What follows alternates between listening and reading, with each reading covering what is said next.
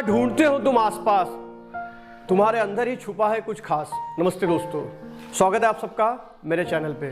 फिर आज मैं आपके सामने एक छोटी सी कहानी लेकर, कहानी छोटी लेकिन सीख बड़ी। ये कहानी एक राजा की है। एक राजा के दरबार में एक बार एक व्यक्ति पहुंचता है और राजा से कहता है कि राजा जी, मुझे आपके महल की संगमरमर की एक बहुत सुंदर दीवार चाहिए। राजा बोले क्यों? वो व्यक्ति कहता है कि मैं चित्रकार हूं और मैं उस दीवार पर सुंदर सुंदर पेंटिंग करना चाहता हूं और इसीलिए आपके महल की दीवार मुझे चाहिए। राजा कहता है महल की दीवार? फिर भी हाँ, मुझे महल की दीवार पे ही चित्र बनाना है। तो राजा कहते ठीक है। और राजा की और उस व्यक्ति की बात उस महल में काम करने वाला एक कर्मचारी सुनते रहता है। वो भी राजा के पास आता है और राजा से कहता है राजा जी, मुझे भी एक दीवार चाहिए। राजा ने बोला तुम क्या करोगे? मैं भी चित्र बनाऊंगा और मुझे वो दीवार चाहिए जिस दीवार पे ये व्यक्ति चित्र बनाने वाला है। उस दीवार के सामने वाली दीवार मुझे चाहिए जिस दीवार पे ये व्यक्ति चित्र बनाएगा। तो राजा जी ने सोचा ऐसा क्यों? तो बोले ये जैसा चित्र बनाएगा वैसे ही हूबहू चित्र मैं बनाऊंगा, वैसा ही रंग, वैसा ही कलर, वैसा ही सब कुछ, वैसी ही सुंदरता। राजा बोले ठीक है, और मुझे भी उतना ही समय दीजिए जितना इस व्यक्ति को दिया जाएगा। उसके बाद राजा ने उन दोनों से पूछा तुम्हें ये सब चित्र बनाने के लिए किन चीजों की जरूरत पड़ेगी?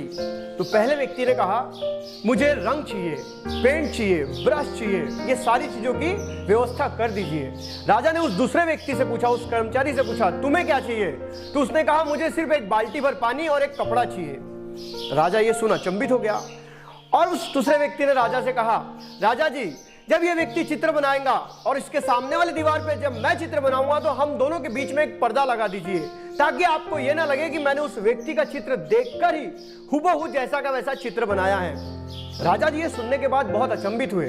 उन्होंने सोचा कि ये व्यक्ति उस व्यक्ति का चित्र हूबहू बिना देखे कैसे बना लेगा, लेकिन राजा ने उस वक्त कुछ नहीं कहा और दोनों ने अपनी अपनी चित्रकारी शुरू की। दोनों दीवारों के बीच में एक पर्दा था। जब 10-15 दिनों के बाद उस चित्रकार ने अपना चित्र पूरा कर लिया तो उसने राजा को बुलाया और राजा ने जब उस चित्रकार के चित्र को देखा, उस दीवार को देखा तो मंत्रमुग्ध हो गया। इतनी सुंदर कलाकारी उसने उस दीवार पर कर रखी थी, इतने सुंदर सुंदर फूल उस दीवार पर बना रखे थे। अब बारी थी उस कर्मचारी की दीवार देखने की और जब सारे लोग उस कर्मचारी की दीवार देखने गए तो देखकर अचंभित रह गए, क्योंकि उस कर्मचारी ने, उस राजा के महल के कर्मचारी ने हूबहू चित्रकार के समान ही चित्र बनाया था।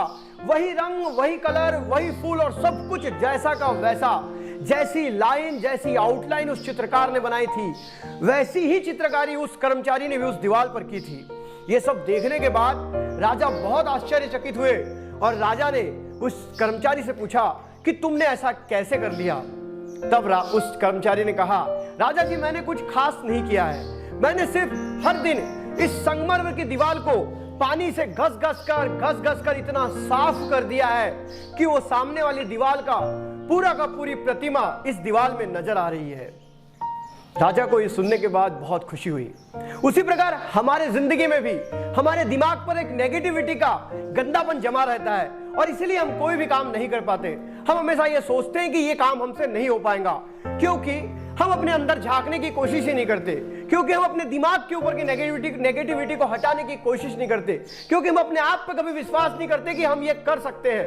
दोस्तों, छोटा बच्चा जब रोता है ना तो उसकी माँ उसे समझाने के लिए जाती है, उसे छुपाने की कोशिश करती है, लेकिन जब माँ को यह पता होता है ना कि बच्चा सिर्फ नाटक करने के लिए रो रहा है तो माँ उसे छुपाने की कोशिश नहीं करती और वो बच्चा अपने आप शांत हो जाता है। उसी प्रकार हमारा दिमाग होता है।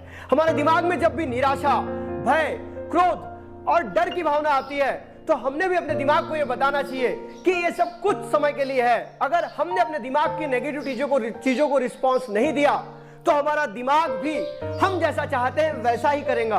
इसलिए अपने आप पे विश्वास रखो, अपने अंदर की नेगेटिविटी को हटाने का प्रयास करो। कहानी अच्छी लगी है तो वीडियो को लाइक करो।